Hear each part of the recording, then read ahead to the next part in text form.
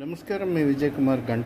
అంతర్జాతీయ మాతృ దినోత్సవ వారోత్సవాల సందర్భంగా మనం ఒక కీలక నిర్ణయం తీసుకోవాలి.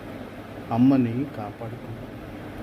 మన అమ్మని మనమే కాపాడుకుందాం. అమ్మని పెట్టి పోషించి ఏదో చేయనవసరం లేదు. అమ్మని జాగ్రత్తగా చూసుకుందాం.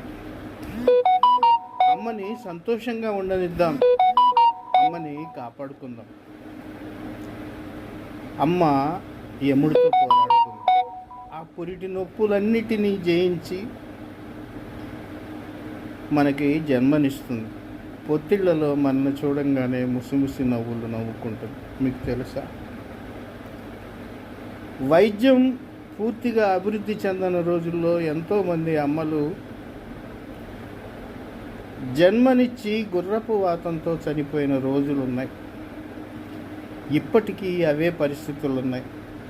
అమ్మ పొత్తిళ్లలో మనల్ని ఎత్తుకున్న దగ్గర నుంచి మనం ఎదిగే వరకు అమ్మ నిరంతరం మన వెనకే ఉంటుంది. మన ఎదుగుదల కోసం ప్రయత్నిస్తుంది. మన కడుపు నింపాలని చూస్తుంది. మనకి ఒంటి నిండా గుడ్డలు ఉండాలని చూస్తుంది. మనం చదువుకోవాలని చూస్తుంది. మనం ఎదగాలని చూస్తుంది. అమ్మ అనేక రంగాల్లో మన అభివృద్ధిపై కలలు కంటుంది. కానీ అమ్మ ఏ రోజు సరిని కడుపు నిండా అన్నం తింది. మాడిన అన్నము,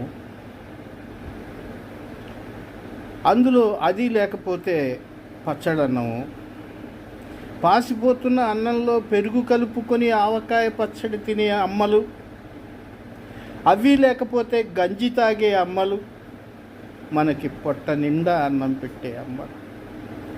అమ్మను పట్టించుకోకపోవటం వల్ల ఏం జరుగుతుందో తెలుసా? గ్రామీణ ప్రాంత అమ్మలు, పట్టణ ప్రాంత అమ్మలు ఈ రోజున ఎక్కువగా క్యాన్సర్ వ్యాధికి గురవుతున్నారు, గుండెపోటుకు గురవుతున్నారు, రక్తహీనతతో ఇబ్బంది పడుతున్నారు, నడవలేకపోతున్నారు, అతి చిన్న వయసులో మృత్యువాత పడుతున్నారు. అమ్మలేని ఇంటిని ఒక్కసారి ఊహించుకోండి. అమ్మలేని జీవితాన్ని ఒక్కసారి ఊహించుకోండి. కష్టం వచ్చినా కన్నీరు వచ్చినా చెప్పుకోవటానికి అమ్మ లేకపోతే ఎలా? అమ్మని కాపాడుకుందాం.